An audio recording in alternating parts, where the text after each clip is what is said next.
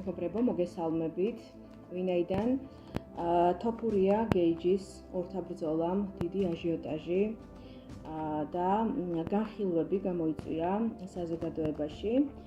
გააჩინა შეკითხვები ბრძოლის შედეგთან მიმართებაში, რამდენად ბუნებრივი იყო ის შედეგი, რაც მივიღეთ ამ ბრძოლის ბოლოს და ხომ არ ჰქონდა გარკვეულ მანიპულაციებს, ხელოვნურ ჩარევას აი ამ ორთაბრძოლაში გარე ძალების გავლენიანი მხარეების მხრიდან. მოდით გავაკეთოთ დღეს მოკლე ტაროს სეანსი, დავუსვათ მას ამ თემასთან მიმართებაში შესაბამისი შეკითხვები და დავინახოთ რეალურად რა მოხდა სინამდვილეში და რამ ასე ვთქვათ, გამოიწვია ის ბრძოლის ის შედეგი, რაც მივიღეთ და რაც უკვე გვაქვს სახეზე, ხომ?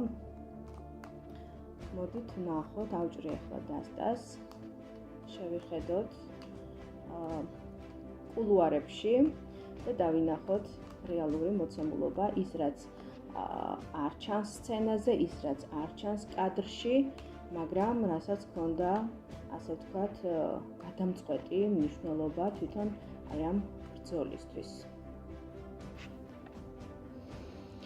მოდით ვნახოთ ილიას სიგნიფიკატორი ამ ორთაბრძოლის დაწყების წინ და ბრძოლის პროცესში. ილიას სიგნიფიკატორი, მისი ენერგიები, მისი ფსიქოლოგიური, მენტალური, ემოციური თუ ფიზიკური მომზადება და მისი ზოგადი მდგომარეობა აი ამ სამივე ფაქტორის გათვალისწინებით. აქ ჩვენ კარტი გვიჩვენებს ხმლების სტიქიას, აი გაჩვენებთ, თქვენ თვითონაც რომ დაინახოთ.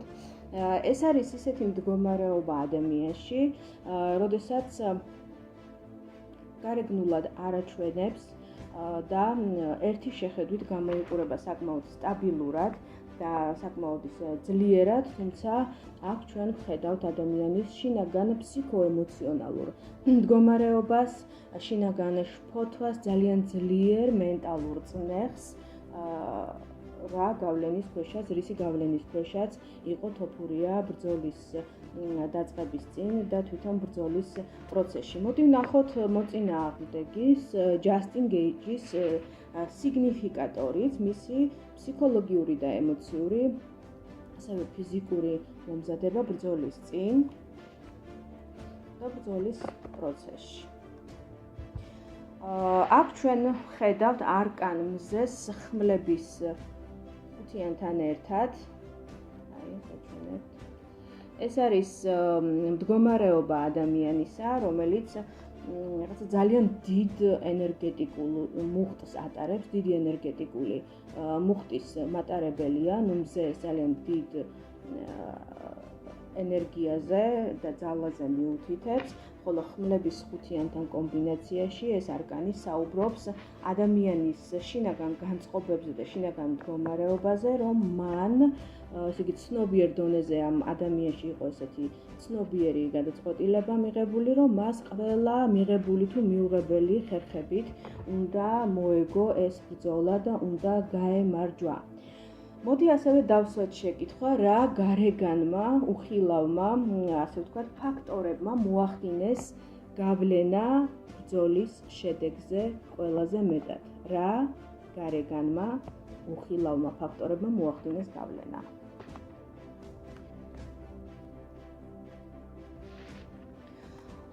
აქ ჩვენ ხედავთ ისეთ მოცემულობას, როდესაც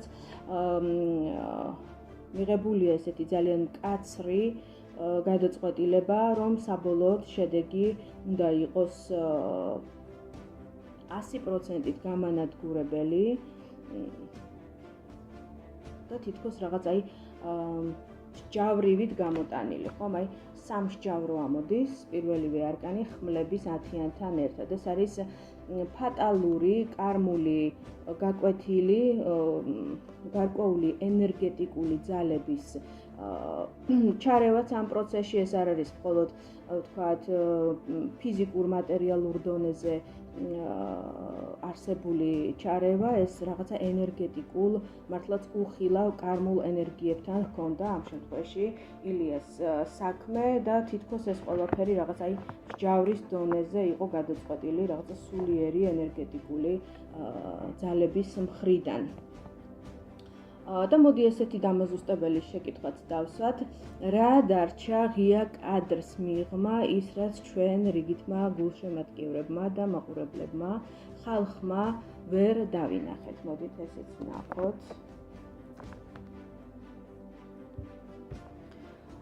აქ უკვე ფიზიკურ დონეზე ვხედავთ საკმაოდ გავლენიანი ფიგურანტების კონკურენციას და თითქოს დაპირისპირებას ერთმანეთთან მიმართებაში. იეროფანტი ამოდის, არკანი იეროფანტი, კვერთხების ხუთიანთან ერთად. ეს არის გავლენის მქონე ძლიერი ადამიანების გარკვეული საუბრები, შეთანხმებები, შიდა რაღაცა დაპირისპირებაც კი ამ კონკრეტულ თემასთან მიმართებაში. და მოდით ასეთი დამაგვირგვინებელი შეკითხვაც დავსვათ, რა ტრანსფორმაციას მოუტანს, ასე ვთქვათ, ილიას ეს მარცხი და დაბრუნდება თუ არა ის უფრო ძლიერი პროფესიონალურ რინგზე. მოდით ესეც ვნახოთ. პირველ რიგში უნდა ვთქვა, რომ ეს პროცესი, დაბრუნების პროცესი არ იქნება უცაბედი, მას დაჭირდება დრო რეგენერაციისთვის, აღდგენისთვის, ძალების მოკრებისთვის, მას ჭირდება ფესვებთან დაბრუნება, მას ჭირდება კომფორტის ზონაში ყოფნა, ისეთი ადამიანების, ისეთი ვთქვათ, უახლოესი ოჯახის წევრებისა თუ მეგობრების წრეში ყოფნა, რომლებთან ურთიერთობაც მას აღუდგენს ძალებს და აავსებს ახალი სასიცოცხლო ენერგიებით. თუმცა ეს პროცესი შესაძლებელია გაგრძელდეს უფრო დიდხანს, ვიდრე ვფიქრობდეს თავად თუნდაც, ან ვფიქრობდეთ ჩვენ მისი გულშემატკივრები. საბოლოოდ რომ შევაჯამოთ, ტარომა ჩვენა, რომ ეს არ იყო უბრალოდ ორი ადამიანის ჩხუბი, ეს არ იყო მხოლოდ ის თემა, რომელი უფრო ძლიერია და რომელი უფრო, ასე ვთქვათ, ნებისყოფიანია და რომელი უფრო მაგარი მებრძოლია. აქ ტარომა ჩვენა, რომ ეს ბრძოლა სადღაც გადაწყვეტილი იყო ეგრეგორულ დონეზე, უფრო მაღალ ეშელონებში, უფრო მაღალ იერარქიებში, ვიდრე ეს უბრალოდ ორი მებრძოლის დონეზე. აქ გადამწყვეტი მნიშვნელობა ითამაშა თავად ადგილმა, თუ სად ჩატარდა ეს ბრძოლა, თარიღმა და ყველაფერმა იმ საკრალურმა ნიუანსებმა, რომელთა ერთობლიობამაც ადგილმა, თარიღმა, ბრძოლის თარიღს გულისხმობ, ყველაფერმა ერთად მოკლედ საბოლოო ჯამში გადაწონა სასწორი გამარჯვების სასწორი გეიჯის ამერიკელი მებრძოლის სასარგებლოდ და არა სამწუხაროდ ჩვენი მებრძოლის სასარგებლოდ. თუმცა ყველაფერი წინ არის ჩვენს მებრძოლს ელის უამრავი გამარჯვება, უამრავი წინსვლა და წარმატება წინ, ყველაფერი არის ჯერ კიდევ მომავალში, ასე რომ ვუსურვოთ მას მალე გამოჯანმრთელება, ძალების აღდგენა და პროფესიონალურ რინგზე დაბრუნება. დროებით მომავალ შეხვედრამდე. დამიწერეთ თქვენი მოსაზრებები, თქვენი კომენტარები ამ კონკრეტულ თემასთან მიმართებაში. საინტერესოა მართლაც რას ფიქრობთ თქვენ, ჩემთვის საინტერესოა თქვენი უკავშირი, თქვენი კომენტარები. ეს მნიშვნელოვანია თვითონ როგორც ჩემი გვერდის პოპულარიზაციისთვის, ასევე იმ ადამიანებისთვის, ვისაც აინტერესებს ეზოთერული კონტენტი და ყველაფერი ის, რაზეც მე ვსაუბრობ და რასაც ვაზიარებ ხოლმე ჩემს ეზოთერულ სოციალურ პლატფორმებზე. დროებით მომავალ შეხვედრამდე.